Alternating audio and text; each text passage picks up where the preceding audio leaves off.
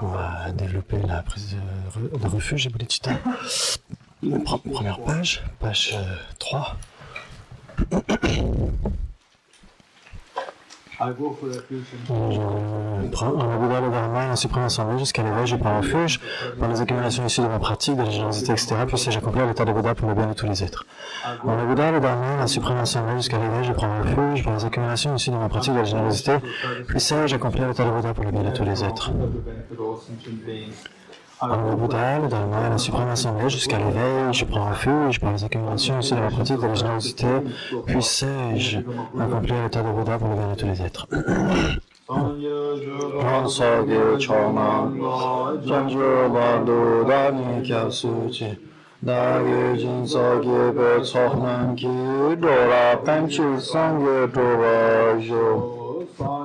Shudan Saki Chognana, Chanju Bardo Dane Kyazuchi, Dage Jinsaki Be Chognanki, Ra Benji Sangye Jobajo.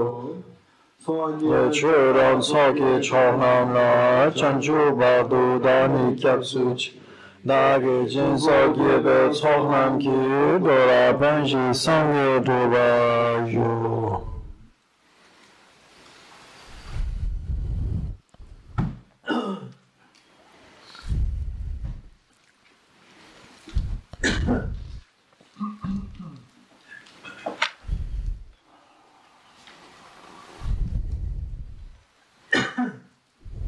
Okay.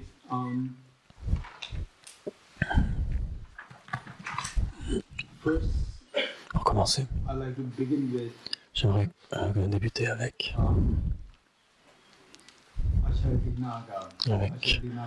Acharya Dinaga, des deux versets qu'il a composés au début de son enseignement. Il dit au Bouddha Shakyamuni, il rend hommage dans le début du Pramana Samuccaya.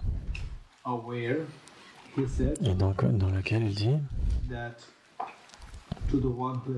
à celui qui s'est transformé en un guide infaillible pour être utile à tous les êtres, l'enseignant, le Sugata, le protecteur, à lui je rends hommage. Donc j'aimerais commencer avec cela. Acharya Dinaga, il a composé ces deux lignes, ces deux versets. Ça marche pas?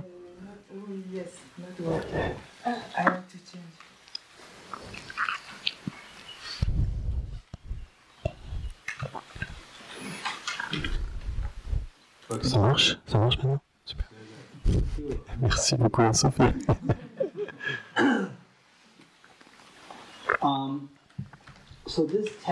Donc ce texte, le Pramana Samuccaya, le compendium de cognition valide, a été composé au VIe siècle de notre ère. Et l'histoire dit que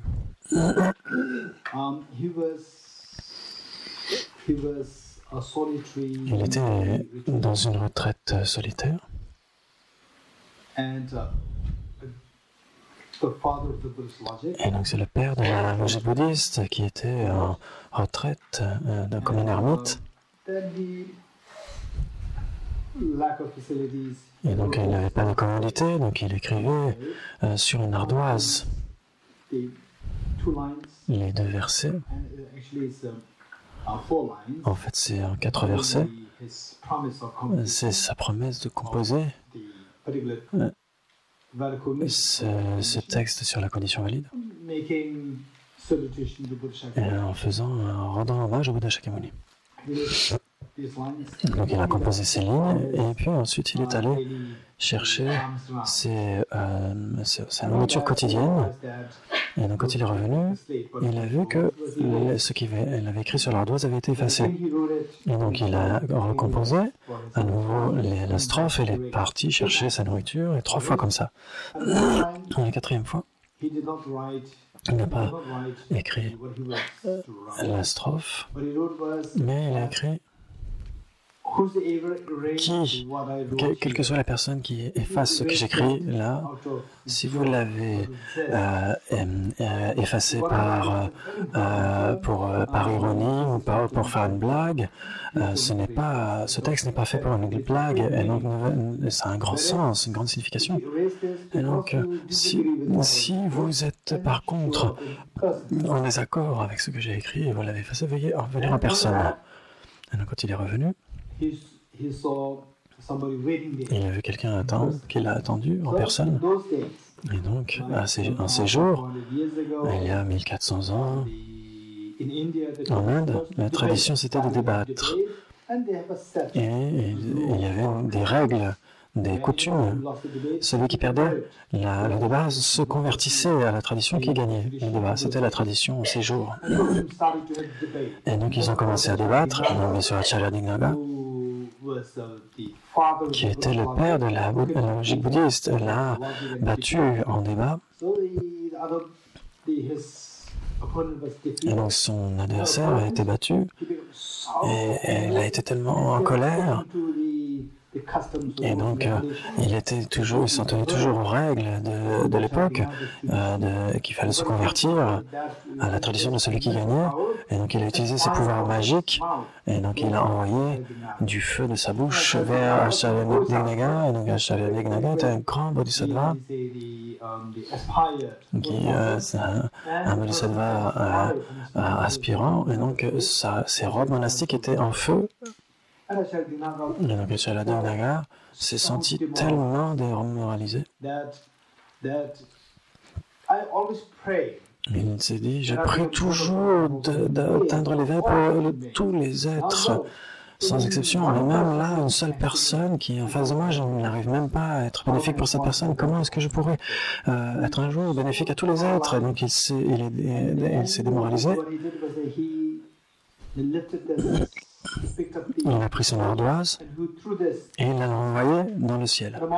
Et il s'est dit, au moment où elle va retomber, j'aurai abandonné bodhicitta d'inspiration. Et donc, à son grand étonnement, l'ardoise n'est jamais tombée.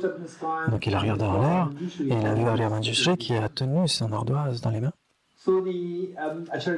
Et Acharya Dignaga, souvent, il est dessiné avec Arya Manjushri sur son côté, et donc comme étant le patron qui l'a guidé. Et donc Arya Manjushri a parlé à Acharya Dignaga directement.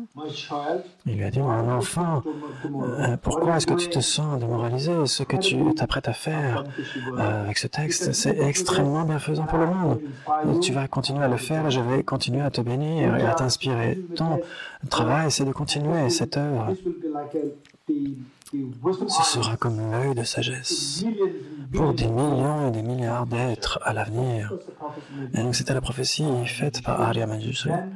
Et Acharya Dignaga a continué donc à composer son texte et à le terminer. Et 100 ans après, un autre grand logicien bouddhiste, Acharya Dharmakirti, dont le texte qui est étudié tellement de manière vaste dans les universités, le Pramanavartika. Le commentaire au compendium de cognition valide. Donc celui de Dignaga, c'est le compendium de cognition valide, et celui de Dharmakirti, c'est le commentaire au compendium de cognition valide. Donc le Pramanavartika. Et donc, en voyant ces deux lignes que Acharya Dignaga avait composées 100 ans avant, il a juste lu ces deux lignes et il était extrêmement fasciné de voir comment ces deux lignes sont extrêmement porteuses de sens. Et donc, il a vu que ces deux lignes, elles contiennent tellement de thèmes réunis en deux lignes simplement. Et donc il a décodé et commenté ces deux lignes. Et donc il est venu avec ce commentaire de ces deux lignes, simplement deux lignes, ce commentaire qui a donné 283 strophes.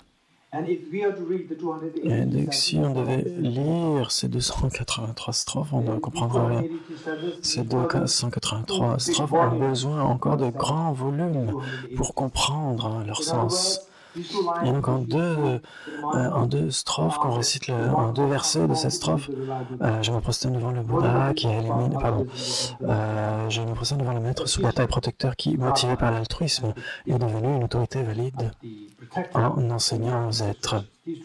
Ces deux lignes, elles sont tellement simples, mais pour les comprendre, pour révéler le sens pleinement, on a besoin de comprendre 283 strophes composées par Acharya Dharmakirti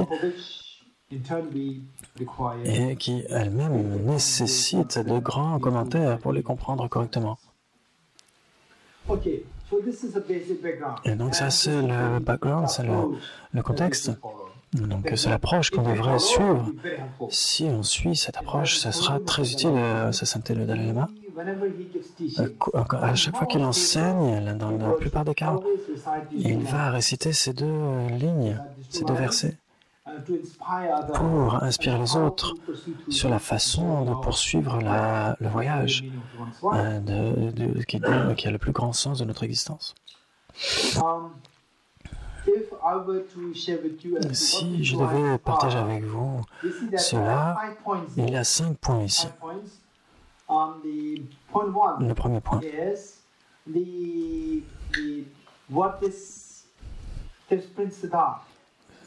prince Siddhartha, le Bouddha, avant d'atteindre l'éveil, il était un prince. Il était le prince Siddhartha. À l'âge de 29 ans, quand on lit sa biographie, des descriptions assez simples de la vie du prince Siddhartha qui vivait dans un palais, ensuite qui a quitté son palais, qui a vécu les austérités, qui a atteint l'éveil. Et donc, même si l'histoire est assez simple, la réalité c'est beaucoup plus difficile. Et donc, il est né en tant que prince. Et donc, en accord avec les biographies communes, donc il a eu 4 rencontres, une personne malade, une personne vieille, un défunt, et puis un renonçant, un moine, un mendiant. Et donc, ces 4 rencontres ont changé son esprit. Il a réalisé que, tant que je reste un être ordinaire, je ne me libérerai jamais de la maladie, de la vieillesse et de la mort. Et donc, pour me débarrasser de ces 3 difficultés, je dois suivre la voie du mendiant, ou du renonçant, ou du moine. Et donc c'est l'histoire ordinaire, mais l'histoire véritable, c'est beaucoup plus complexe que cela. En tant qu'un jeune prince, bien qu'il fût au sein des murs du palais, au sein du royaume, au sein de cela, il pouvait tellement voir de problèmes, de maladies, de vieillesse, de la mort, et aussi les abus des familles royales par rapport aux êtres de la population, des gens de la population, et il était tellement insatisfait par rapport à ça. Et donc, en plus de cela, il y avait les guerres, les conflits entre les royaumes, assez souvent. Et donc, il a réalisé avec cela, si je mène une vie telle que je la mène maintenant, ce n'est pas du tout la solution pour ces problèmes. Et donc c'est pourquoi je dois chercher une voie qui est la méthode correcte pour aider les êtres à transcender ces problèmes ensemble. Et donc avec cet état d'esprit, il a quitté le palais. Et donc en quittant le palais. Et donc la voie a commencé. Pour nous, ces 2 lignes. Le premier, Donc, le prince Siddhartha, celui qui s'est transformé, qui est devenu une autorité valide, un guide fiable, et donc qui peut mener les êtres à l'intrépidité finale, et qui peut mener les êtres vers le bonheur. Et donc c'est l'aspiration, celui qui est devenu une autorité valide, ou un guide valide. Et donc par ses efforts, il s'est transformé lui-même en un guide qualifié. Ensuite, les 4 autres points, c'est comment est-ce qu'il a réussi à le faire. Et donc, comment est-ce qu'il a réussi à être un guide qui est qualifié. Donc, motivé par la compassion, motivé par l'altruisme. Ensuite, l'enseignant. Ensuite, le Sugata. 3, le protecteur. Donc, dans le livre, les livres de prière, c'est page 4. Okay, what in English, page 5. Page 4, in French. In English, page 5. Et page 4. Page 4. Yes. Okay. In the middle, it reads, the one who has transformed. Donc, je me prosterne devant le maître Sugata et protecteur qui, motivé par l'altruisme, est devenu autorité valide en enseignant aux êtres. Et donc, ce livret, donc comment est-ce qu'il a été constitué? Si vous pensez que vous serez plus proche des institutions bouddhistes telles que le centre Kalachakra, telles que Nalanda, et etc. Si vous voyez vous-même comme en contact avec ces centres, et donc vous pouvez avoir la transcription du tibétain. En roman, la transcription romane, donc ces 2 lignes en tibétain, c'est Margurpa de la Penjeva, Tempa Desheke la Chasolo. Ça c'est en tibétain. Et donc si vous voyez comment l'apprendre en tibétain, ce sera très utile. Si vous ne le voyez pas, vous pourriez donc souvent dans ces institutions on récite ces strophes. Et donc vous pourriez le réciter en tibétain mais sans vraiment comprendre le sens. Et donc si vous vous sentez connecté et vous vous dites ah tiens je dois l'apprendre en tibétain, dans ce cas-là c'est bien. Mais sinon il y a juste 2 lignes. Et vous pouvez le mémoriser en tibétain aussi. Et donc avant de le mémoriser, vous pouvez rencontrer quelqu'un qui connaît le tibétain. Christophe ici. Et Tashido Jala aussi. Vous pouvez leur demander de le lire en tibétain et d'essayer de vous en souvenir et d'essayer de le mémoriser avec la prononciation correcte. Et donc ici, celui qui s'est transformé en une autorité valide, en un guide qualifié. Donc c'est ce que le prince Siddhartha est devenu par la suite, en tant que Bouddha, un guide qualifié pour bénéficier à tous les êtres. Et donc comment il est devenu le guide qualifié, comment il est devenu le Bouddha, l'éveillé? Ce n'est pas qu'il était déjà spécial. En étudiant juste 2 lignes, vous avez la thèse basique et puis les prémices, les 4 prémices. Motivé par l'altruisme envers tous les êtres, c'est le premier. Ensuite 2, l'enseignant. Ensuite le Sugata. Ensuite le protecteur.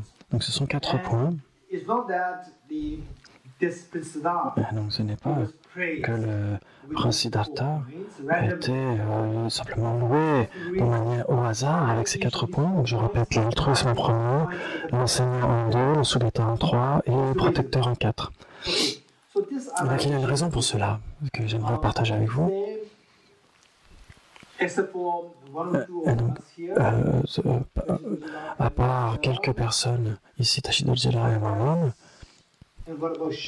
et donc peut-être Charles, avec Charles on essaie de voir, sinon la plupart d'entre vous, qui est né dans une famille différente et ensuite est devenu bouddhiste. Avait rencontré les enseignements du Bouddha. Pour les personnes, c'est si important, et bien sûr même pour nous qui sommes nés dans une famille bouddhiste, c'est si important de connaître le sens de ces deux lignes et d'établir le voyage spirituel en accord avec cette présentation. Et donc cela nous fait ressentir à quel point on a trouvé le sens de notre vie. Finalement, quelle que soit la famille dans laquelle vous êtes né, quelles que soient les inclinations que vous ayez, quel que soit votre genre, cela n'a aucune importance. Nous sommes là pour accomplir notre but de chercher le sens de notre vie. Quel est le sens de cette existence? Étudier ces deux lignes, cela va vous donner une présentation très bonne de ce qu'est le sens de la vie. C'est une chose magnifique. So it says that, okay, what happened was that we can understand these two lines. Donc ces deux lignes, on peut les décrire, les comprendre de deux façons différentes. Donc on suit l'ordre des trois prémices, les quatre prémices, ou alors on prend le sens inverse. Donc les quatre prémices. Donc le premier c'est l'altruisme, 2 l'enseignement, 3 le Sugata, 4 le protecteur. Donc ce sont les quatre prémices. Donc ça c'est dans l'ordre. Donc ce sont les quatre attributs, les quatre prémices telles qu'indiquées par Acharya Dignaga dans son Manasamche, dans son hommage au Bouddha. Et l'ordre inverse, au lieu de commencer par l'altruisme, motivé par l'altruisme, on commence par le protecteur. Le protecteur, le Sugata, l'enseignant, est motivé par l'altruisme.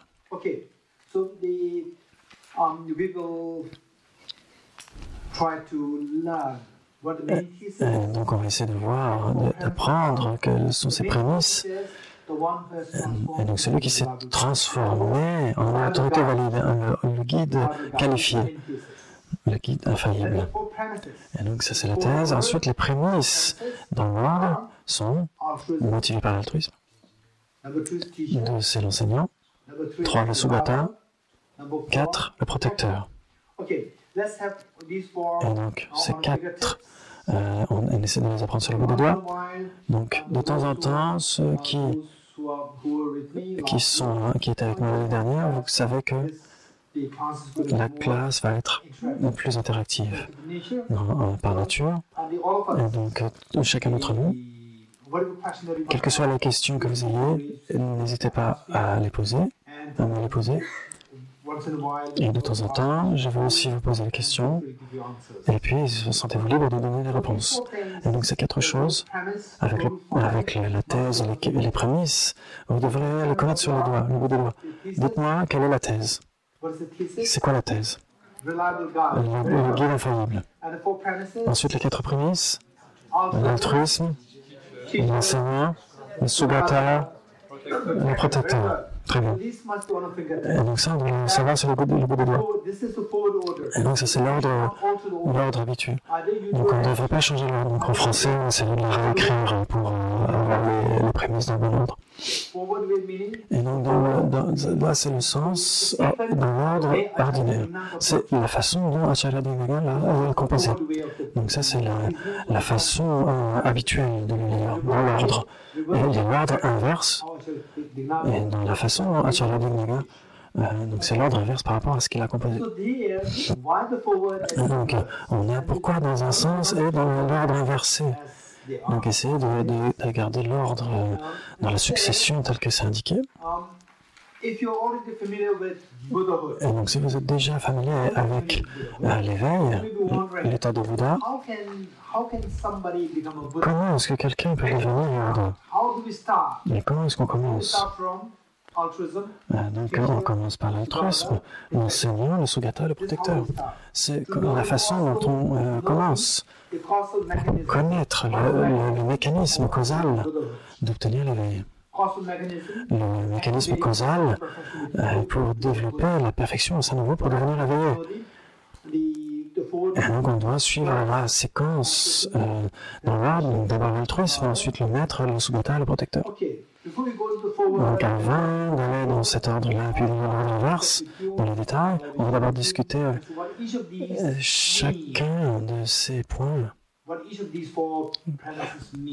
Quel est le sens de chacun de ces prémices? Le prince Siddhartha, si je vous demandais pourquoi est-ce qu'il a quitté le palais, pourquoi est-ce qu'il a quitté le palais au lieu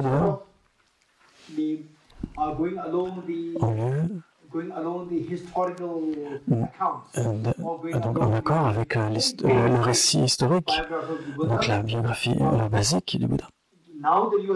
Maintenant qu'on étudie cette voie technique, on devrait être capable de dire que ce n'est pas simplement parce qu'il avait les quatre rencontres, mais de manière plus importante, dans son esprit, il avait ces 4 problèmes. La maladie, la vieillesse, la mort, tous ces problèmes.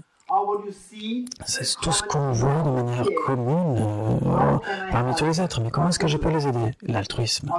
L'altruisme. Comment je peux aider tous ces êtres à éradiquer tous ces problèmes de manière définitive? Comment je peux le faire?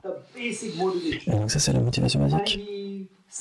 Et donc, il a dit que si je reste dans le palais, je ne peux pas tous les êtres à se débarrasser de tous les problèmes. Complètement. Et donc, il a trouvé, il devait chercher une voie. Donc, la motivation, c'était comment je peux être bénéfique à tous les êtres. Et donc, il a établi son voyage. Son voyage, pourquoi? Quel est le voyage? Il est allé chercher des enseignants pour lui apprendre à se débarrasser des souffrances. Son premier maître, c'était Acharya, ça veut dire l'enseignant ou le grand érudit. Alarakalama. Alarakalama, c'était son premier enseignant. Et puis, donc, il a étudié avec lui, et donc, au cours d'une brève période, il a atteint le même niveau de réalisation que son enseignant. Et donc, il a demandé des enseignements supplémentaires, et son enseignant lui a dit, vous avez atteint le même niveau que moi, je n'ai rien de plus à vous enseigner. Et donc, il a cherché un autre enseignant, Acharya Udraka. Acharya Udraka, l'enseignant Udraka. Et Udraka, ses réalisations étaient bien plus supérieures, que Acharya Kalama. Et donc là, sous sa guidance, le prince Siddhartha a aussi été entraîné et au cours d'une brève période, il a atteint le même niveau que Udraka aussi. Et donc, il a demandé des enseignements supplémentaires. Donc, juste pour vous dire maintenant, quand on parle du samsara, c'est là où les êtres prennent la naissance, on peut voir qu'il y a 3 niveaux. La sphère du désir, la sphère de la forme et la sphère de sans forme. 3 formes, 3 divisions, 3 sphères. Et donc la sphère de la forme, c'est la sphère où les êtres naissent qui sont guidés fondamentalement.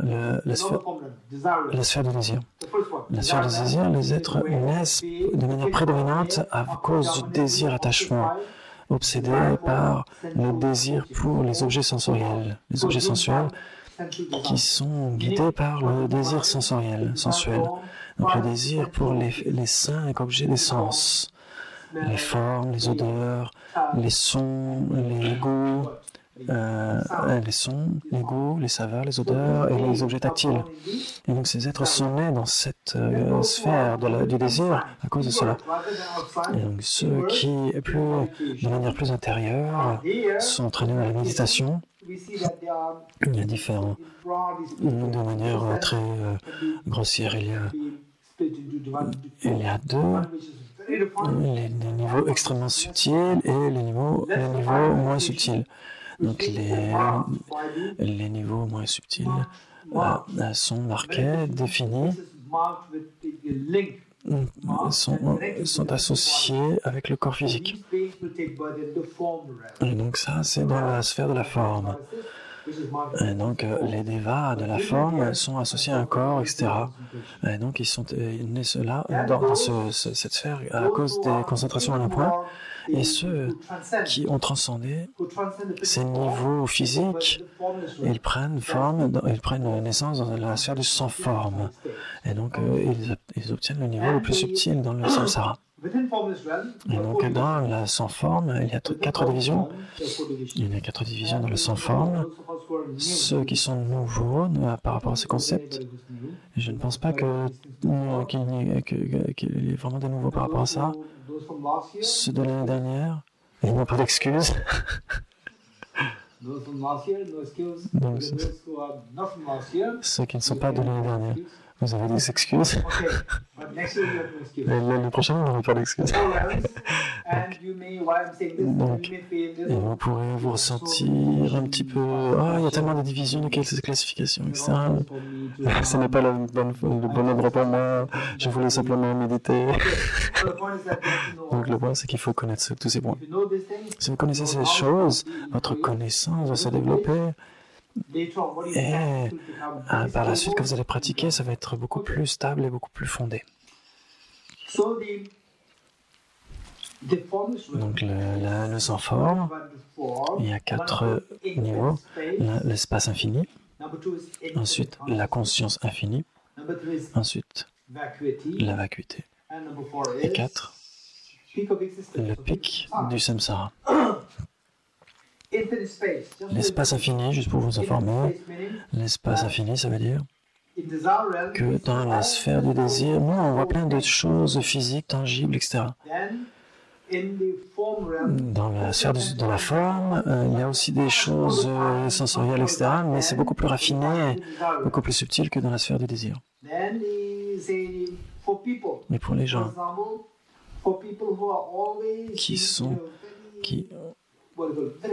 qui sont toujours dans des niveaux extrêmement subtils, raffinés, un mode de vie extrêmement raffiné, et vous apportez quelque chose d'extrêmement cru ou un endroit extrêmement, on pourrait dire barbare, on se sent un peu congestionné parce qu'on a un mode de vie tellement subtil, tellement raffiné que là on est dans un monde très grossier où les gens sont très grossiers, etc. Et donc là, de la même façon, par rapport aux formes physiques, quand votre méditation devient de plus en plus subtile, vous voyez que les phénomènes sensoriels sont extrêmement grossiers. Et donc, vous allez transformer cela, vous allez transcender cela pour arriver à un vide, une forme d'espace subtil, infini, qui est beaucoup plus subtil que ce qui relève de la forme ou de la matière. Et donc, vous obtenez le niveau, l'espace infini. Donc, tout ça, c'est très relatif. L'espace infini, c'est très grossier par rapport à la conscience. L'espace. Avec nos yeux, on peut voir l'espace. Mais avec la conscience, on ne peut pas la voir avec nos yeux. La conscience est beaucoup plus subtile que l'espace. Et donc, les pratiquants élevés vont aller de plus en plus profondément dans les concentrations d'un point et vont transcender l'espace infini pour aller vers la conscience infinie, le numéro 2. Et ensuite, le numéro 3, même la conscience infinie, ça veut dire que du point de vue de l'objet, donc vous passez de l'espace à la conscience. Donc il y a toujours un objet, même si la conscience est très subtile. Vous voyez toujours, il y a un objet qui est là. Et donc, ce que vous allez faire ici, votre esprit est le sujet, l'espace est l'objet. Vous voyez, par exemple, les fleurs ici sont les objets et votre esprit est le sujet. Vous les voyez, et donc il y a une sensation plaisante qui arrive. Parce qu'il y a une interaction entre le sujet qui est votre esprit et les objets qui sont les fleurs. Et donc, l'interaction avec cela, il y a des émotions qui adviennent en vous. Et maintenant, ce qui advient, c'est que ces objets. Donc un exemple, juste pour voir un exemple, il y a des gens qui prennent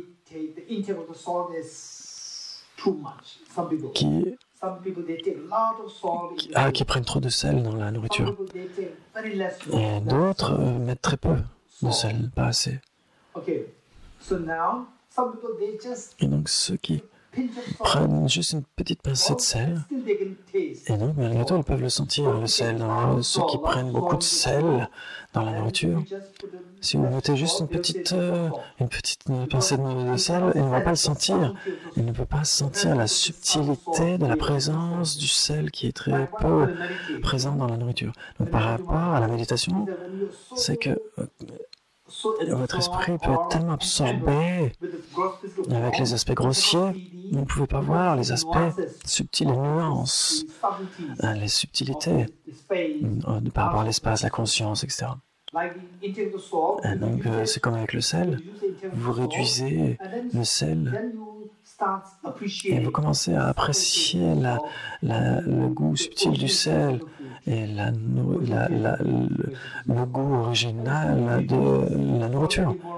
Et donc, vous avez de moins en moins de sel. Vous voyez que l'aspect du goût, de la saveur de la nourriture devient de plus en plus vif. Vivace. Donc, quand les objets deviennent de plus en plus subtils, vous appréciez les nuances, la subtilité, une plus grande subtilité des objets, depuis l'espace jusqu'à la conscience, et puis la conscience est aussi un objet. Et les pratiquants, ils vont essayer d'enlever l'objet. Ils vont faire zéro du point de vue de l'objet, la vacuité, le néant, le vide. Et donc c'est pourquoi il y a le troisième stade du sans forme qui est juste la conscience et il y a une forme de vacuité. Et puis là, en fait, il n'y a pas d'objet. Et donc, ensuite, vous vous dites, il faut enlever le sujet aussi. Le sujet, c'est l'esprit. L'esprit ne peut pas être mis à zéro.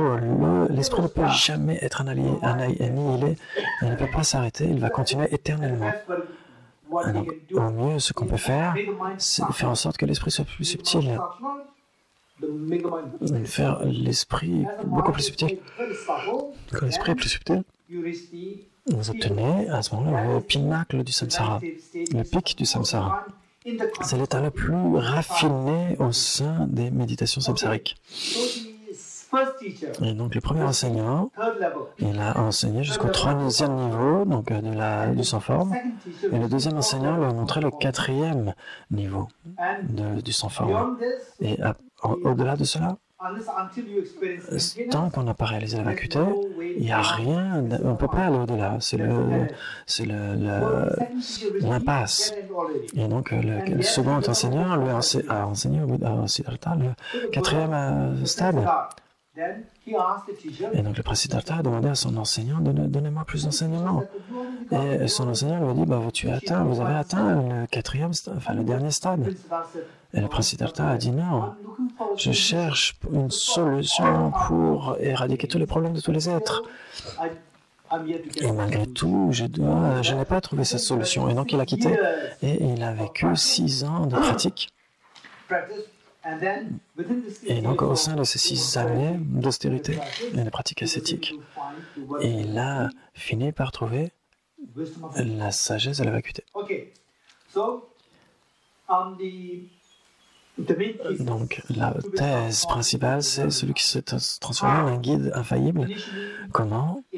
Initialement, avec la motivation qui est l'altruisme, la numéro 1. Ensuite, le numéro 2, c'est quoi? L'enseignant. Donc, l'altruisme, c'est quoi? Je veux aider tous les êtres. La question, c'est comment vous allez pouvoir le faire? Comment est-ce que vous pouvez les aider? Et donc, il a cherché comment aider tous les êtres. Et donc, il a cherché un enseignant, puis un deuxième enseignant. Et puis après, pendant ces 6 années de pratique, il a réalisé que tous les problèmes trouvent leur source dans l'ignorance. C'est ce qu'il a réalisé. Tous les problèmes prennent leur racine dans l'ignorance.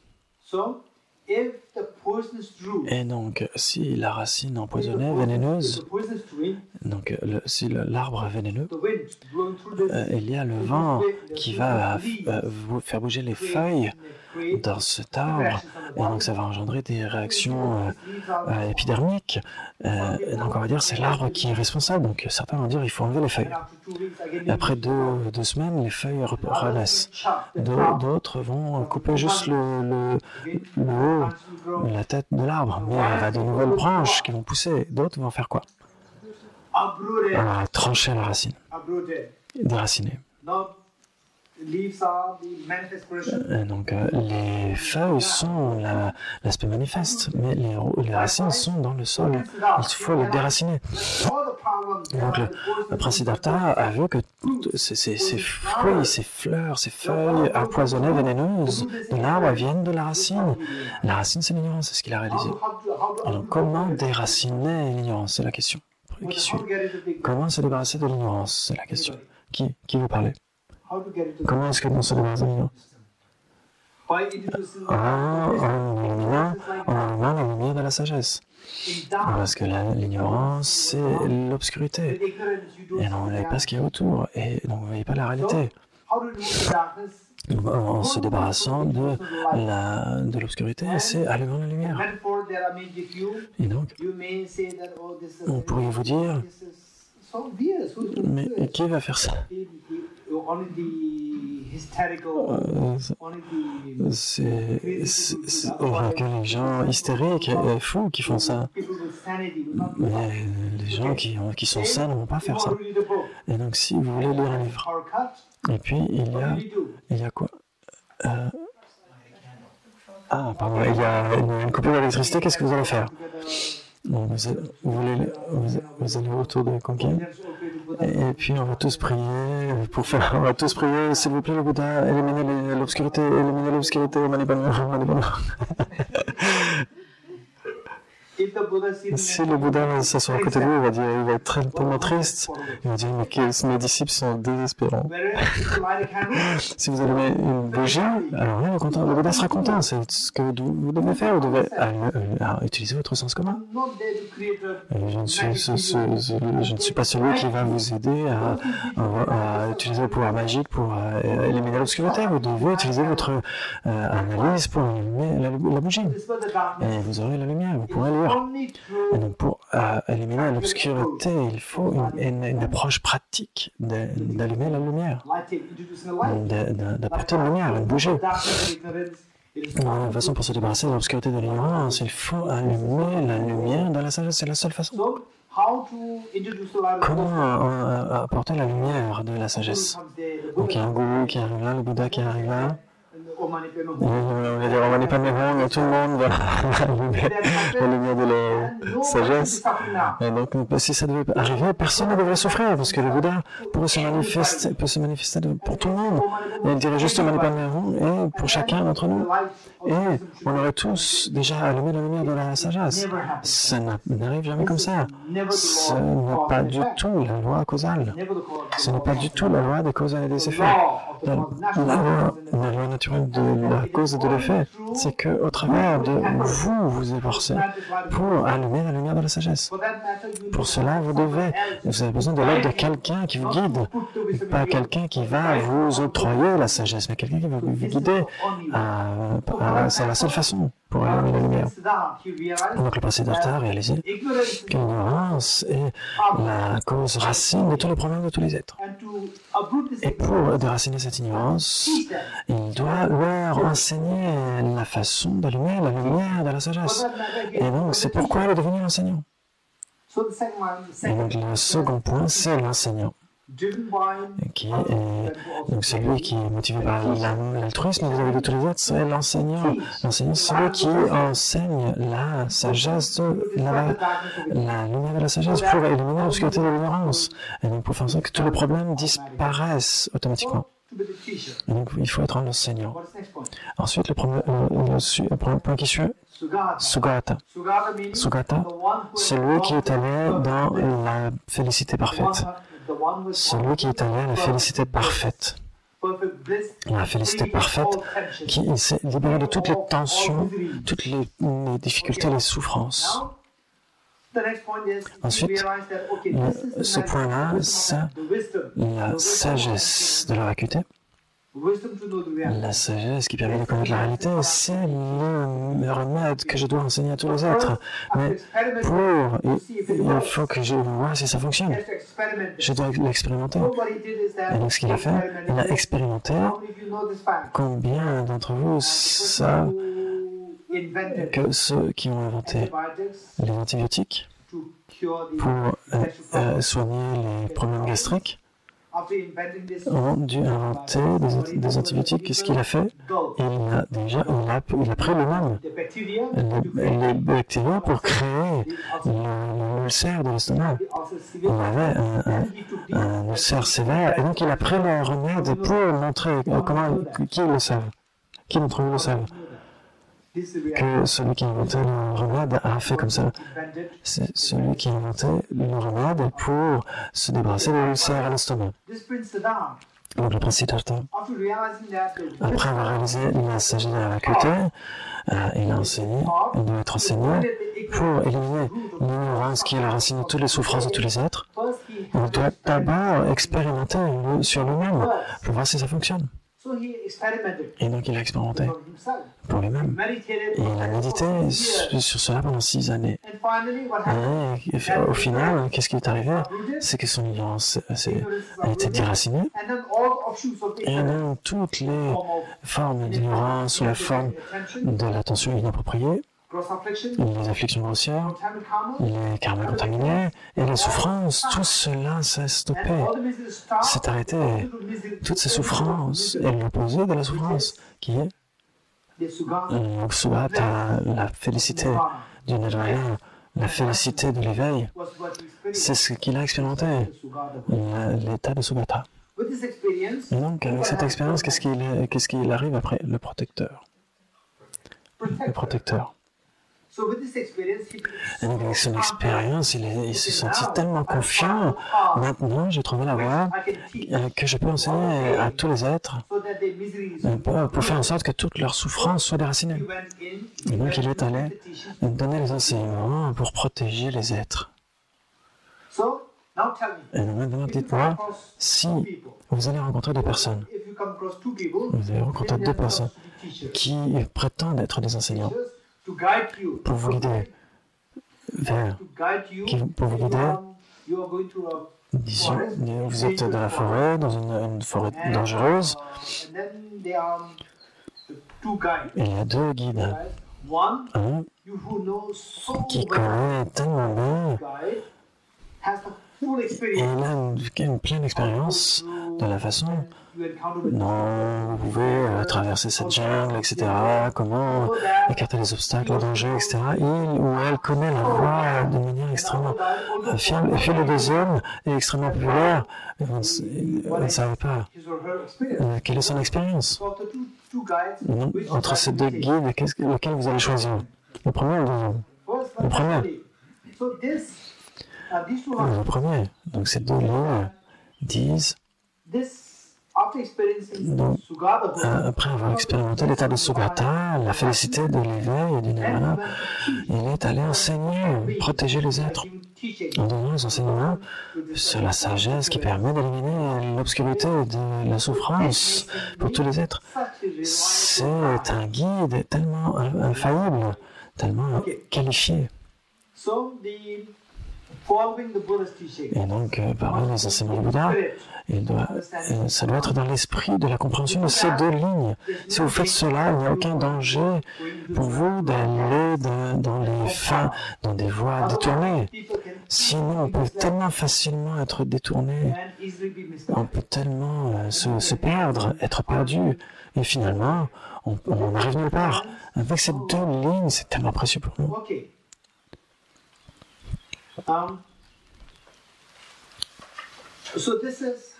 Donc c'est comme ça qu'on peut apprendre. Par exemple, un être ordinaire peut finalement devenir un guide qualifié.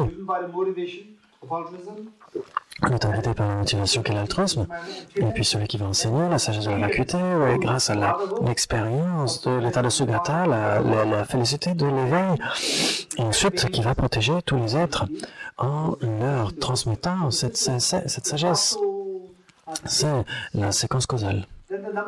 Ensuite, le numéro 2, c'est l'approche numéro 2, c'est où vous êtes tellement enclin à chercher un enseignant. Ce qu'il advient, c'est que du temps du Bouddha, il y avait une jeune fille, et aussi contre leur souhait, ont été obligés d'être mariés. Et donc les deux ont une connexion karmique avec la spiritualité. Et leurs parents respectifs sont décédés, et ces deux ont essayé de chercher une voie spirituelle. Et à ces jours, du temps du Bouddha, le Bouddha Shakyamuni était là-bas, était là, et il y avait de nombreux autres enseignants aussi.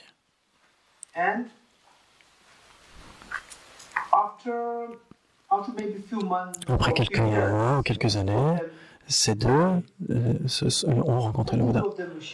Et ils ont partagé. Et donc j'ai rencontré un enseignant comme ça. Elles se sont rencontrées, pardon. Ils ont dit, tiens, j'ai rencontré tel ou tel enseignant, etc. Mais le garçon était très heureux et la fille était très, très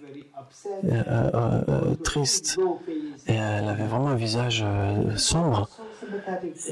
Et le jeune, lui, il était tellement sympathique par rapport à elle, il avait de l'empathie par rapport à elle, et elle racontait des histoires par rapport aux communautés auxquelles elle était connectée.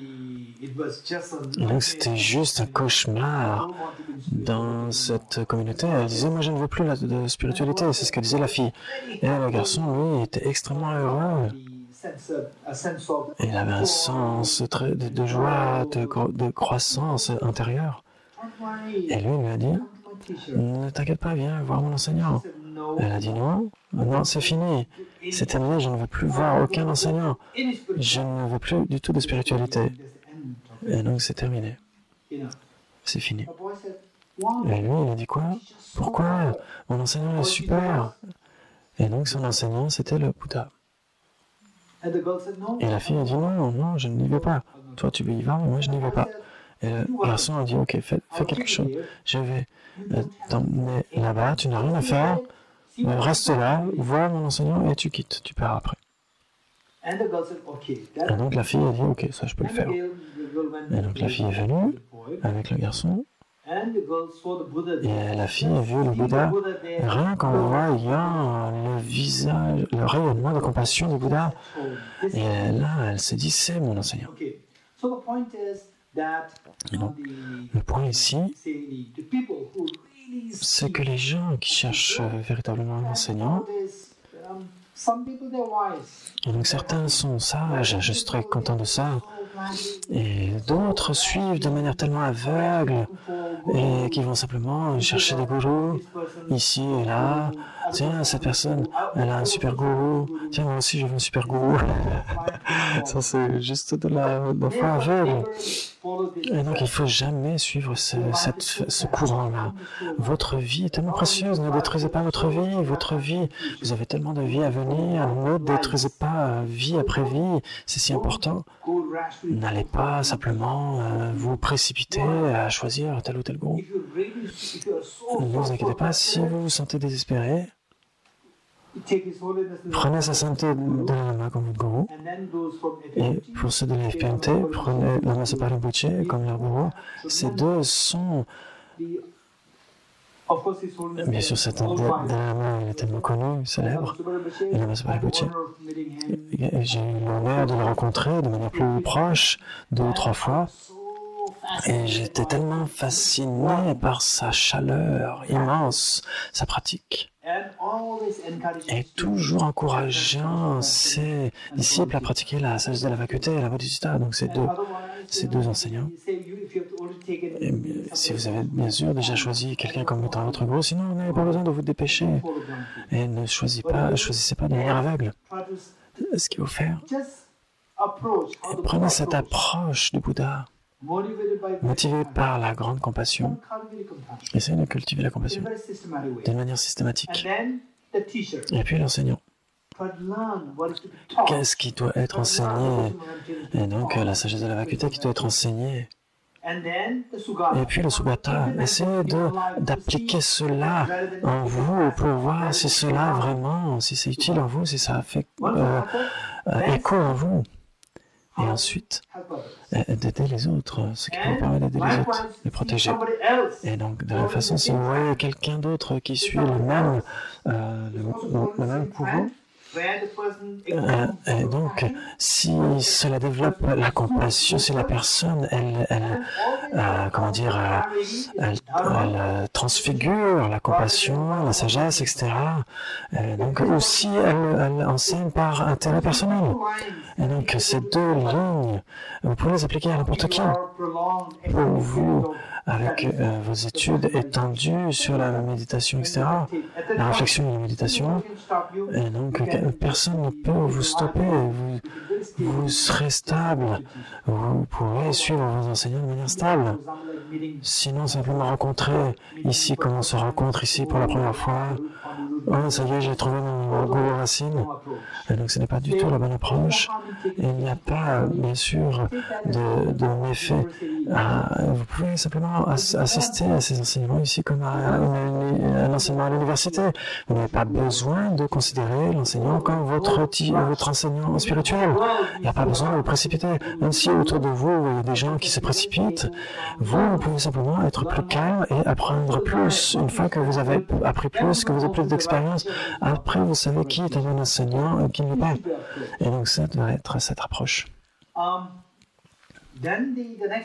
Ensuite, par exemple, du temps de Bouddha Shakyamuni, le premier héritier de Bouddha Shakyamuni, c'était qui? No. Okay. Last opportunity. Dernière opportunité. Anyone? Kashyapa? Okay. Mahakashyapa was the first. Mahakashyapa, c'était le premier héritier de Bouddha Shakyamuni. The time of Buddha Shakyamuni, the Venerable Ananda was. Et donc, le vénérable Ananda était extrêmement puissant. And everybody was expecting. Et donc, chacun espérait que le Bouddha Ananda soit l'héritier. Mais en fait, Mahakashyapa est devenu l'héritier du Bouddha. Ananda est devenu le second héritier après Mahakashyapa. Mahakashyapa, comment il est venu aux enseignements du Bouddha? Lui-même, c'était un grand enseignant. C'était un contemporain, un enseignant contemporain du Bouddha Shakyamuni. Et lui-même, il avait extrêmement de nombreux disciples.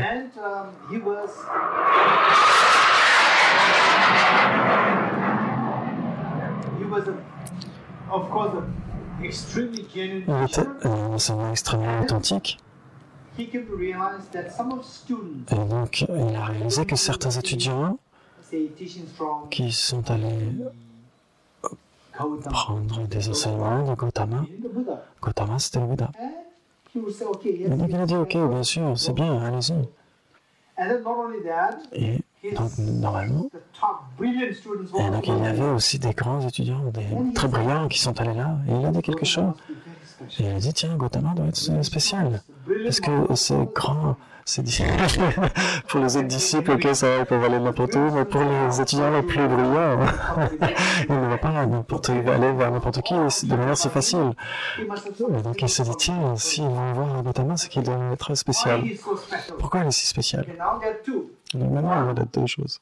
Et donc, on voit les causes, le prince Siddhartha, le jeune prince Siddhartha, comment est-ce qu'il est devenu le Bouddha? Donc ça, c'est la première question. Vous allez voir l'histoire.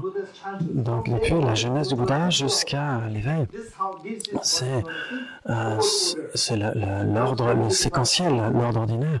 Donc, l'altruisme, l'enseignant, le Sugato, le protecteur. Donc, ça, c'est la séquence. Et donc, Mahakashyapa, oui, il a commencé avec l'autre ordre. En fait, il était fasciné par l'enseignant, pas par le prince Siddhartha. Ça ne le préoccupait pas. Lui, en fait, il était préoccupé par le résultat, pas par la cause. Par le résultat, c'était quoi? Le Bouddha Shakyamuni. Il s'est dit, tiens, il est tellement populaire, mais pas que ça, mais mes étudiants les plus brillants sont attirés par lui. Et donc, il y a quelque chose de très unique par rapport à lui, je veux le connaître. Et donc, il est allé le voir, et il a vu. Et donc, donc le point dans l'ordre inverse, c'est quoi? Le premier point, c'est le protecteur. Donc, il a vu que tous les enseignements que Bouddha Shakyamuni donnait bénéficiaient véritablement de manière vaste les enseignants, parmi les êtres ordinaires. Et donc, ils voyaient qu'ils étaient protégés par le Bouddha Shakyamuni. Et donc, sa question c'était, mais comment est-ce qu'il est devenu un tel grand enseignant? Comment est-ce qu'il est devenu un si grand enseignant capable de protéger les êtres de manière aussi efficace? Et donc, parce que c'est quelque chose que je n'ai jamais vu avant dans le monde. C'est quelque chose que je peux voir qui est original. C'est l'originalité de la pensée. Quelque chose qui vient de l'intérieur, l'expérience. C'est quoi l'expérience? C'est Sugato. N'est-ce pas? Mais donc, il a cette expérience de la libération totale, de toutes les souffrances. Et donc, il a cette expérience qui a jailli pour bénéficier à tous les autres de manière immense, pour les protéger. Comment il a pu avoir cette expérience si profonde, cette expérience originale de l'état de Sugata? Parce que l'expérience de la sagesse de la vacuité, c'est qui doit être enseignée. Et donc, ça veut dire l'enseignant, c'est ça que ça veut dire. Il doit, de l'intérieur, enseigner à partir de l'intérieur. Donc, Mahakashyapa, il a réalisé que personne n'a enseigné comme cela. Il n'a jamais vu que cette sagesse puisse être enseignée par qui que ce soit d'autre. Il est devenu tellement curieux, mais comment est-ce que ce jeune prince Siddhartha a trouvé cette sagesse? Dites-moi.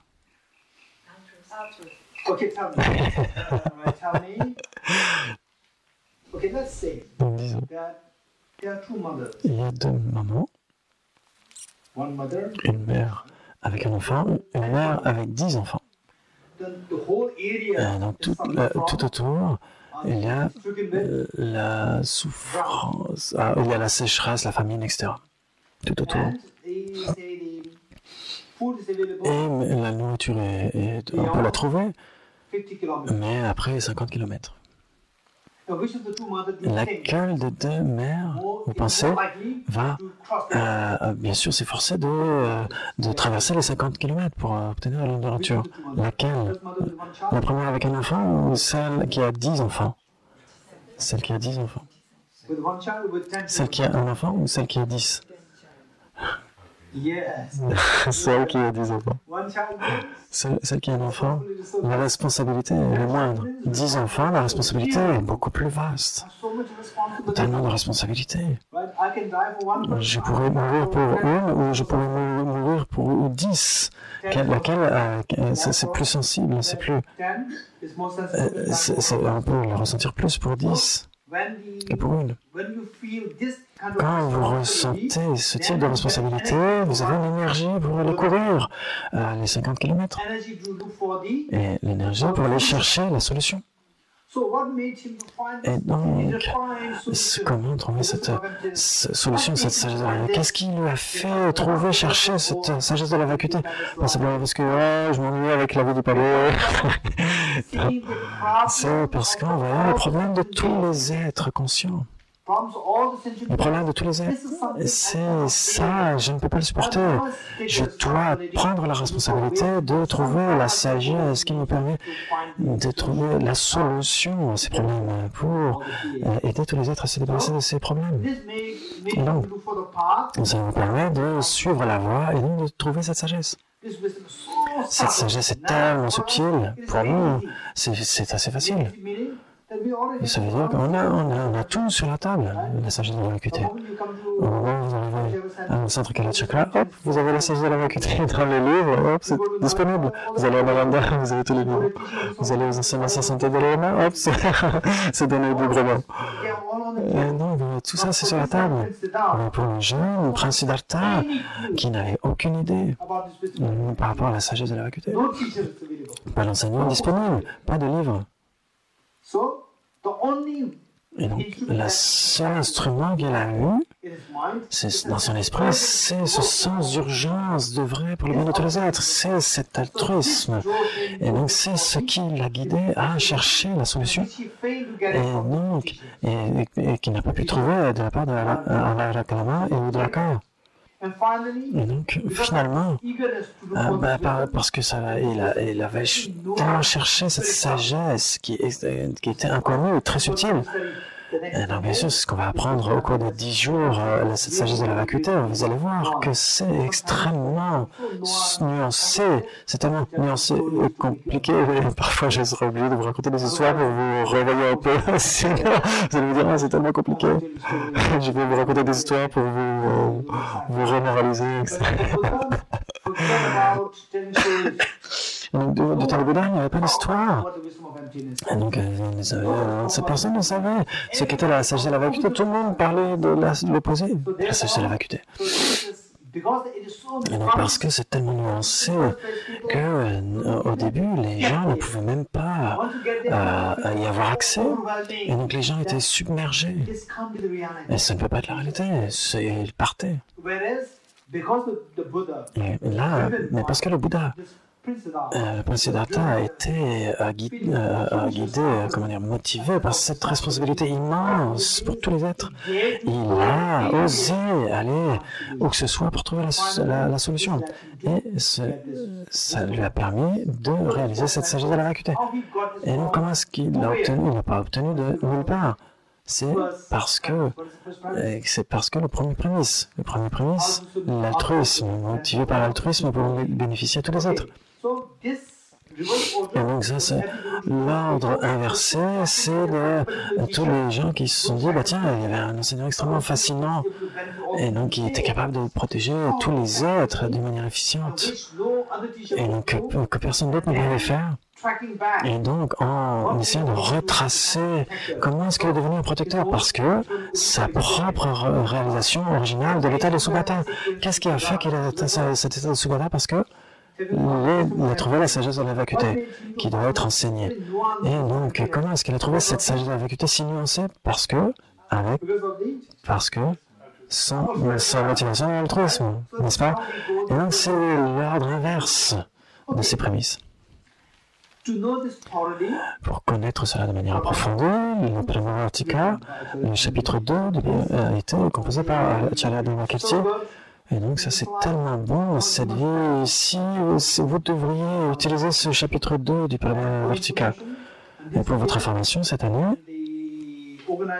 organisé par un groupe de Singapour, le temple bouddhiste tibétain, une retraite sur le chapitre 2, la première partie en Malaisie, on a déjà fait récemment, avant que je vienne en France, Italie, avant cela en Vietnam, avant Singapour, et on a fait en Malaisie, la première partie, la première moitié. La seconde moitié du chapitre 2, on va le faire l'année prochaine. À peu près la même période, en juin-juillet. Et les gens qui sont intéressés, vous pouvez vous rejoindre. Et donc, le centre bouddhiste, vous pouvez contacter Konkinyo, qui va vous donner tous les détails pour le contact. Et donc ça c'est une chose.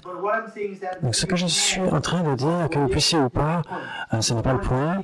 Le plus important, dans cette vie, vous devriez étudier le chapitre 2 de Pramila Vertica, c'est très important. Pour ceux qui étudient le Master's Programme, ils sont en train de voir. Et aussi au Tibet House, le Master's Programme.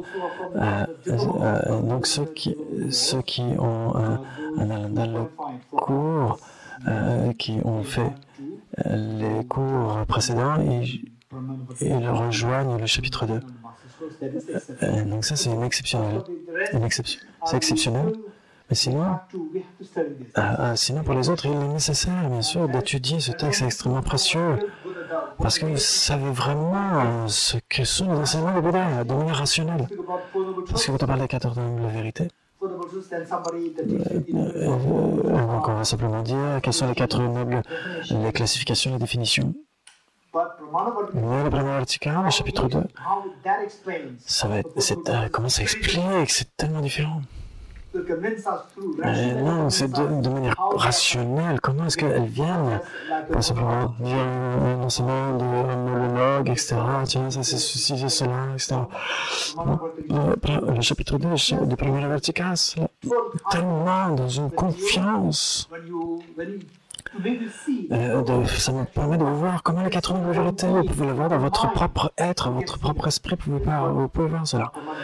C'est ce que le chapitre 2 du Pramila Vertica explique dans la première partie. Et la deuxième partie, donc ça on l'a vu, la séquence et la séquence inversée de ces deux lignes. Que même si on n'a pas assisté à la première partie, on peut toujours assister à la deuxième partie, parce que les deux thèmes sont assez différents. Vous pouvez prendre part à la deuxième partie du chapitre. Donc ce qu'on a étudié jusqu'à maintenant, c'est une vision panoramique. Et donc si je devais voir quelqu'un comme ça, par exemple le Bouddha Shakyamuni, on se disait, waouh, ça c'est l'enseignant véritable. Et donc je peux le chercher comme étant mon guide qualifié. Et donc c'est ce qui fait que sa sainteté, le Dalai Lama, est tellement connecté avec le Bouddha Shakyamuni.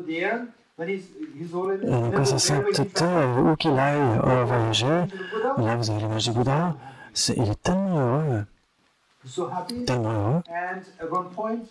Et donc à un moment, en 2013, un matin, quand sa sainteté était à Delhi, le secrétaire de sa sainteté m'a appelé un matin, très tôt, et il a demandé sa sainteté voudrait que vous veniez, s'il vous plaît. Et donc, Geshe-la est allé rapidement à l'hôtel, et sa sainteté a donné de nombreux conseils pour Tibet House, pour voir comment le gérer. Et puis, il est allé dans ces deux lignes,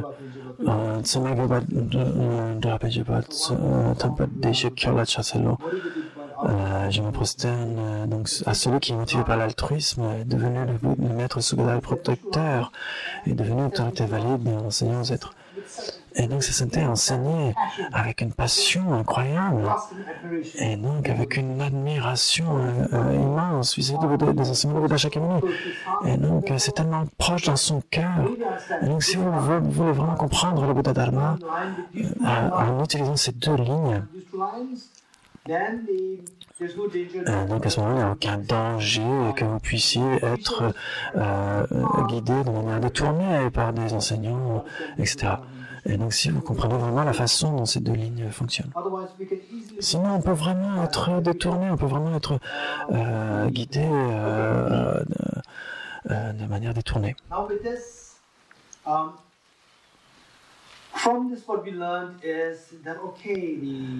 Et donc, le prince Siddhartha est finalement devenu un guide infaillible, un guide inqualifié,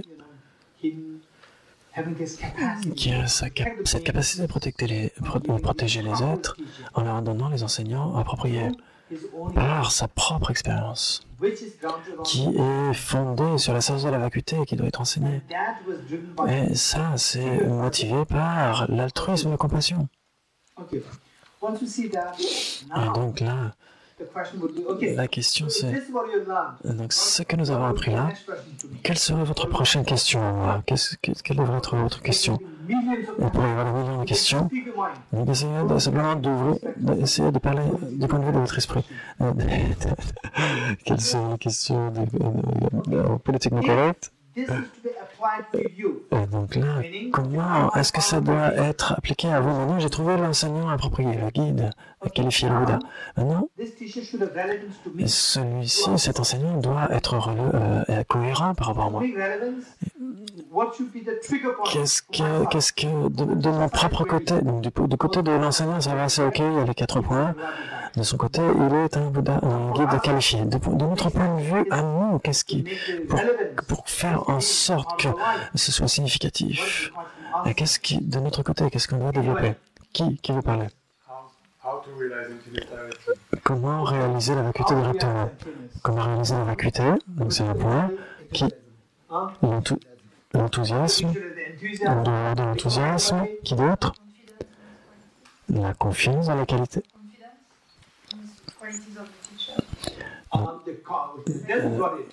Donc la confidence, donc la confiance dans la qualité, donc ça on a vu, on sait que hop, donc on a vu donc que c'était un guide qualifié, donc on a la confiance.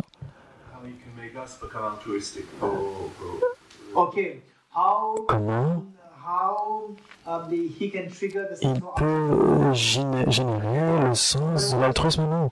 Très bien. Qui d'autre? Il peut y avoir des milliers de questions, pas simplement une seule question. What do I have to learn? Qu'est-ce que je dois apprendre? Ça, c'est une question intéressante, très bien.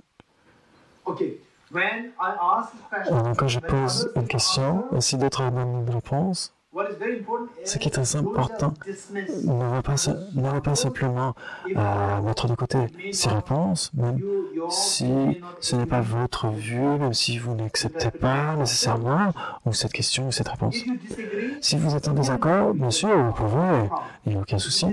Si vous êtes en désaccord, essayez de trouver la raison pour laquelle.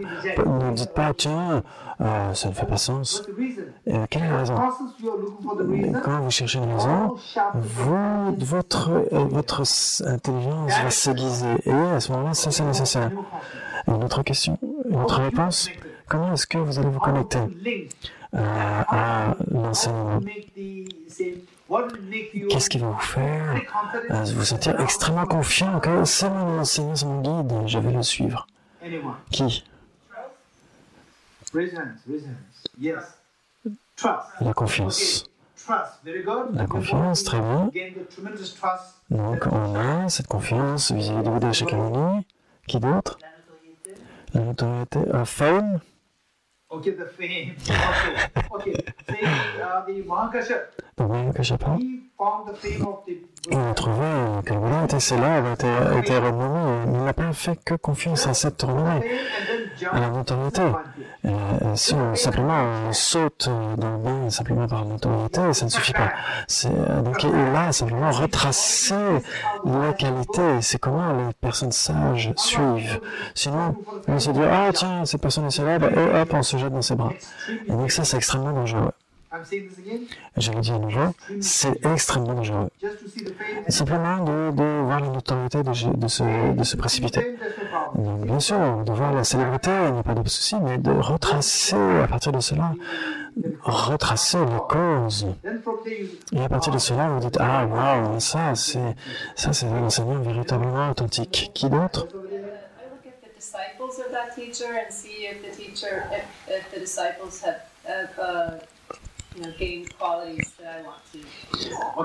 Par exemple, je vais voir si les disciples qui suivent cet enseignant eux-mêmes, s'ils en ont bénéficié aussi, s'ils ont développé des qualités à partir de ce que le maître a enseigné. Si ça n'arrive pas, si ça peut être simplement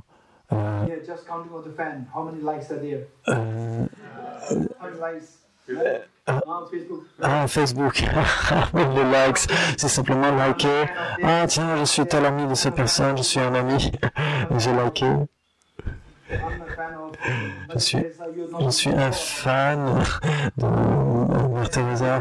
Tiens, je ne la connais pas, j'adore Messi, mais je ne sais pas du tout jouer au football. Donc ça, c'est juste venir pour liker et pour connaître le nombre d'amis que vous avez sur Facebook. Et donc là, c'est de voir comment cette personne est un fan de cet enseignant, si ses disciples, ses étudiants eux-mêmes ont bénéficié de cet enseignant. Et si ces étudiants, ces fans sont plus heureux, plus érudits, plus compétissants. Et donc si cela advient, alors l'enseignant est raisonnable. L'enseignement, et donc il semble que cette personne soit bonne. Virginie? Moi, je me demanderais quelles sont les caractéristiques d'un bon étudiant pour pouvoir bénéficier au maximum de l'enseignement. I would ask myself which qualities are necessary for a good student to follow this teacher. Very good. Très bien. Very good. Yes. Très bien. Okay, Mike. I was thinking self-awareness. Like what's in me? What am I thinking? How am I feeling? What's going on within me? Okay. Et donc j'essaierai de voir quelles sont mes sensations, mes feelings par rapport. Et je penserai à l'empathie, très bien. Qui d'autre? Admiration, very good. L'admiration, très bien. Okay, yes. Je verrai si j'arrive à comprendre ce qu'il me dit. I will check if I can understand what he says. Yes, true. Donc je verrai si j'arrive à comprendre ce qu'il dit, c'est bon. Anybody else? Qui d'autre? Okay. Okay. Handful of sand. Donc on a What? This guide. donc ce guide Guide to what? qui nous guide vers quoi? Guide for what? Un guide pourquoi? Anyone? Huh? La voie vers la libération? Liberation. La voie vers la libération de quelqu'un d'autre ou de Each one of us is chacun d'entre nous, qu'on soit libéré. Qu'est-ce que ça veut dire? he or she Il ou elle peut nous donner la libération. give us liberation. La libération Guiding us to en nous guidant, pas simplement nous l'octroyer comme ça, mais nous guider which means vers that la libération. liberation. La libération. Squeeze a handful of Et sand. donc si vous pressez du sable, est-ce que vous avez de l'huile? Squeeze a handful of sunflower seeds. Par contre, si vous prenez des graines de tournesol, est-ce que vous avez Sunflower seeds. donc des graines de tournesol? Vous les écrasez, Into the machine. c'est dans la machine. Oil come out. Est-ce que vous avez de l'huile ou pas qui vient? Sunflower seeds. Ouais, des graines de tournesol. Si vous dites non, c'est que vous ne savez pas ce que sont des graines de tournesol. Vous savez, en effet, il y a de l'huile qui vient des graines de tournesol aussi. Mais si vous pressez du sable, est-ce que vous avez de l'huile ou pas? Non. Likewise, Donc, right? le guide va m'amener vers le verre. Est-ce qu'il y a la graine de l'éveil en moi? Vous devez chercher. Vous devez vérifier. Vous devez vérifier. Est-ce que vous avez la graine d'obtenir l'éveil? Si vous n'avez pas la graine, donc il ne sera pas un guide approprié. You understand? Vous comprenez? If there's no way, S'il n'y a aucune façon, si vous n'avez pas la graine, quels que soient les efforts que vous allez fournir, vous n'atteindrez jamais l'éveil. C'est comme si vous écrasiez une poignée de sable. Vous n'auriez jamais de l'huile. Et donc il doit y avoir la graine de la libération en vous. if you don't have Si vous n'avez pas cela, that is ce n'est pas la même personne qui est appropriée pour vous. Peut-être que ce sera une personne appropriée pour quelqu'un d'autre, mais pas pour vous. right. N'est-ce For pas? that, Alors pour cela, he or she is il ou elle doit être un enseignant approprié pour moi. For example, Par exemple, disons, I personally personnellement, admire j'admire Michel-Ange, Da Vinci. Léonard de Vinci. Je les admire personnellement, If you tell me, mais si vous me dites, okay, you ok, are a great admirer, vous êtes un grand admirateur de ces personnes célèbres, take you to je vais take you to the vous mener training center, vers give you training for le lieu où vous pourrez apprendre leur art. Je n'irai pas. Je les admire, je ne veux pas être l'un d'eux. In my meaning, Non, parce que j'admire de nombreuses choses. Et pas uniquement les enseignements du Bouddha, j'ai admiré énormément de choses. Bien, l'enseignement du Bouddha, c'est quelque chose que envers je me sens connecté, je veux suivre cela. Mais si quelqu'un veut m'apprendre l'art de Léonard de Vinci ou Michel-Ange, cela ne m'intéresse pas. J'admire énormément leur art, mais si quelqu'un me propose de devenir quelqu'un comme eux, non, ça ne m'intéresse pas. Je les admire. Ce que je veux dire, c'est que vous devriez avoir cette admiration, mais ce désir de suivre cela. Numéro 2, avant de suivre cela, de voir si vous avez la graine pour cela. Si vous avez le potentiel, si vous avez la graine, pour véritablement obtenir le but obtenu qui est promis par cette voie. Et vous devez vérifier. Vous avez une poignée de sable, si vous la pressez, vous pouvez la presser autant que vous voulez, vous n'aurez jamais de l'huile, c'est une perte de temps et d'énergie. Mais si vous avez une poignée de graines de tournesol, vous l'écrasez, là, vous aurez de l'huile. Là, ça a du sens. Et donc pour nous, et donc un guide qualifié, c'est quelqu'un qui peut vous guider, vous, vers la destination vers laquelle vous aspirez à obtenir, que vous aspirez à suivre. Et donc pour cela, vous devriez avoir la capacité d'aller loin. Vous devriez avoir la graine pour obtenir cet endroit, pour arriver à destination. Vous devriez avoir la graine de l'éveil. Et donc on devrait avoir la graine de la libération en nous. Si on est passionné, quel que soit les efforts fournis, n'importe quel guide, il n'y a aucun moyen d'arriver à sa destination. Pour voir que c'est un enseignant qualifié, en effet, c'est un guide qualifié, donc il n'y a plus de doute. Mais comment il peut être un guide qualifié pour moi? La première chose requise, c'est de vérifier si on a le potentiel d'obtenir ce but vers lequel il peut nous guider. Et donc, si cette graine, elle est connue comme étant la nature du Bouddha, la graine de la perfection, la graine de l'éveil. C'est notre perfection interne. Et donc, combien d'entre vous avez la graine de... Levez votre main. Qui a la graine? Tout le monde. Comment est-ce que vous savez? Comment est-ce que vous savez? Comment est-ce que vous savez que vous avez la graine de la perfection en vous?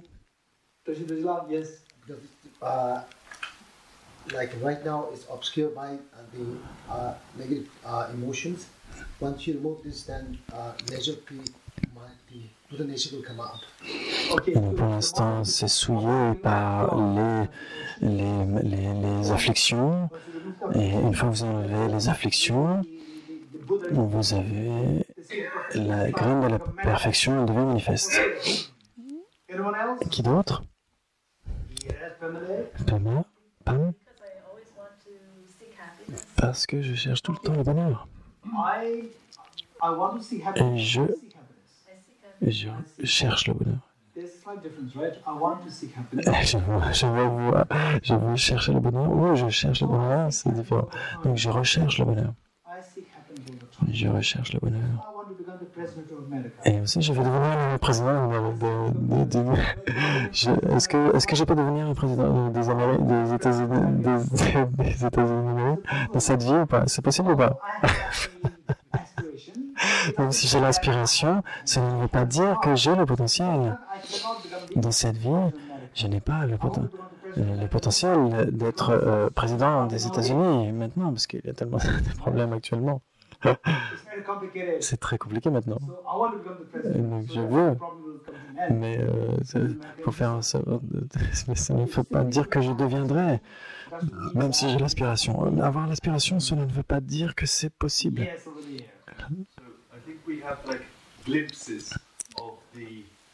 Of the ultimate in our lives. So we have glimpses when the obscurations maybe are much more weakened, and we see this potential in us to be altruistic, wherever we see how much happiness it gives us. Et donc on peut voir certains aperçus des qualités internes. Ok.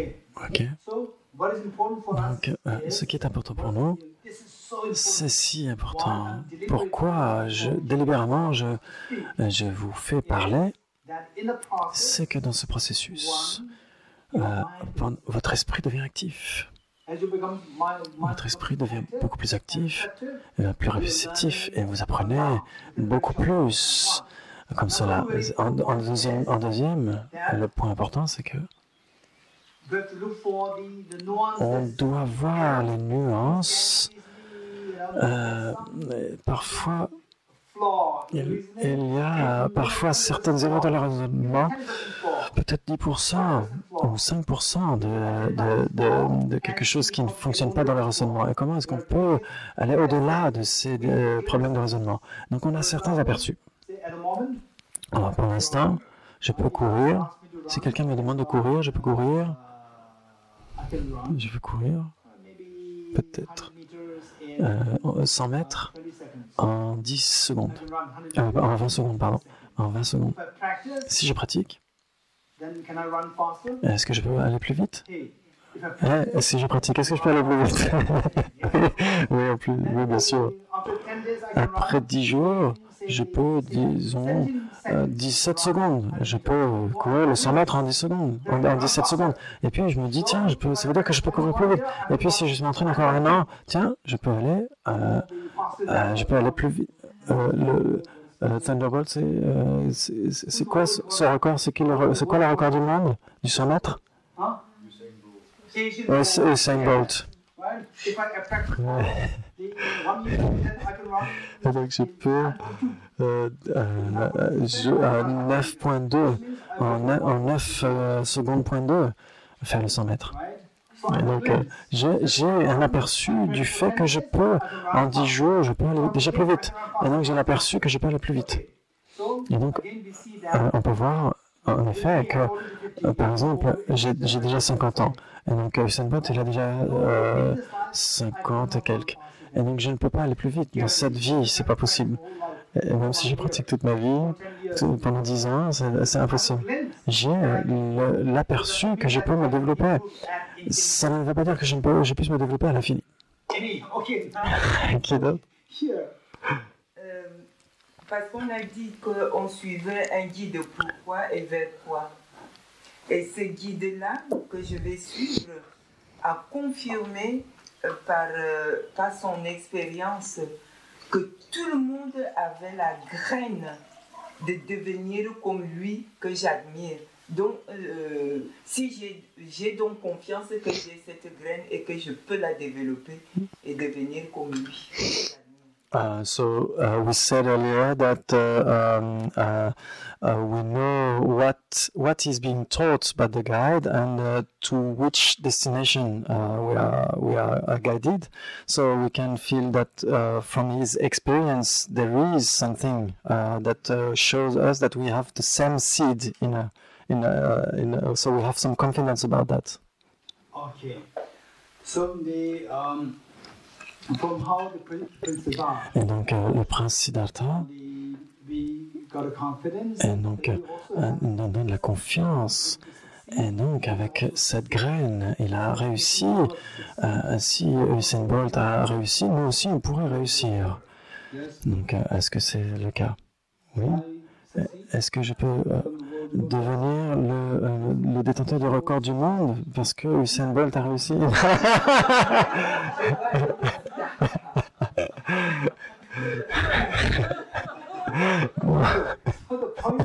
Donc le point ici, pourquoi est-ce que j'invite toutes ces réponses? C'est pour essayer de raffiner notre façon de penser. Vous comprenez? Tout ce que vous avez dit ici, ça a du sens. Ce qu'on a dit, ça a du sens, mais on a besoin de raffiner un peu plus tout cela. Et donc, quand on peut arriver à solutionner certaines complexités, et donc les raisonnements que vous donnez, vous arriverez à les raffiner. Ça va vous donner une confiance immense. La dernière avant noter, la dernière réponse. I think about Buddha when he showed the moon, and he said to me, get Paragate. You get it? No, I don't. No, I'm so crazy. I am so crazy, I'm so lazy. No, it's not for me. So how do we know Et donc, comment that est-ce qu'on sait donc on a ce potentiel? Donc, la question, c'est ça. Okay, the Patrick. Patrick? Parce que quand je lis ou quand j'entends des enseignements à propos de la nature de Bouddha, cela crée une telle joie et cela fait comme si ça ouvrait un peu les voiles dont parlait le voisin et fait vraiment faire toucher cette expérience qu'il y a, cette nature de Bouddha. So when we read or when we study the teachings like this, it gives some inner joy, and in this case, we have some glimpse about that. We know that we can put aside the veils, the obscurations. We have some feeling about that. Very good, very good. Très bien. Very good. Yes. Because between somebody who's liberated, his mind and my mind, there's one thing in common, which is the emptiness of independent existence. Et donc, entre quelqu'un qui... So if there's something in common, then we can somehow meet. That is the potential. So for example, donc, our mind, mon, something. mon esprit... Okay, so this is something which we need to explore. And the best thing about the Buddha's teachings is that Donc le fondement de l'enseignement du Bouddha, c'est de nous libérer totalement, mais pas uniquement la libération. Et donc tant qu'on n'arrive pas à raisonner rationnellement, c'est qu'on n'arrivera pas à avoir les fondements de l'enseignement du Bouddha. Et c'est très rationnel, les enseignements du Bouddha. Et donc, les gens sensés qui voient la rationalité derrière les enseignements du Bouddha, et donc ils ne peuvent pas faire autrement que d'être attirés par les enseignements du Bouddha.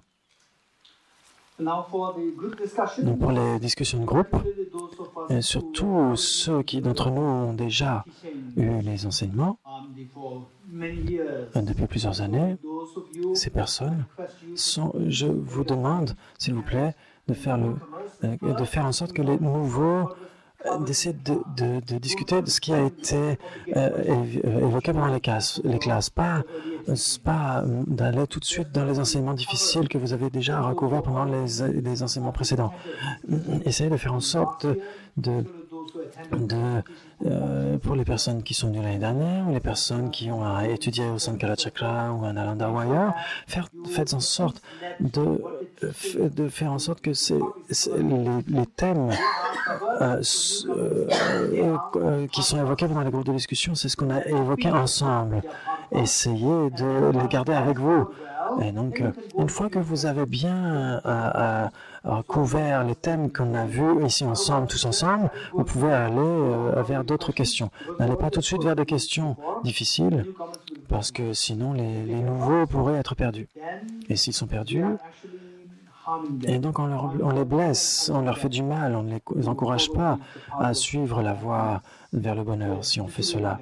On les décourage, on les détourne, et donc on doit garder ça à l'esprit. Et puis après 5 jours, 6 jours, bien sûr, vous pouvez aller vers les choses compliquées. Vous arriverez à les garder dans la conversation.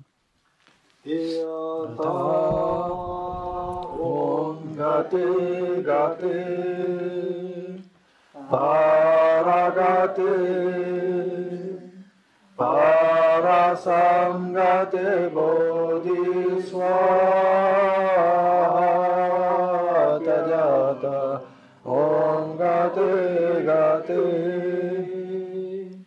parasamgate bodhiswaha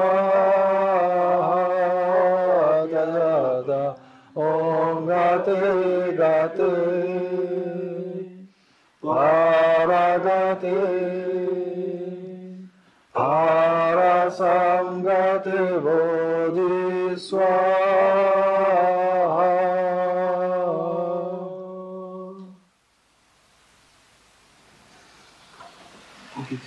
Trois proclamations ensemble.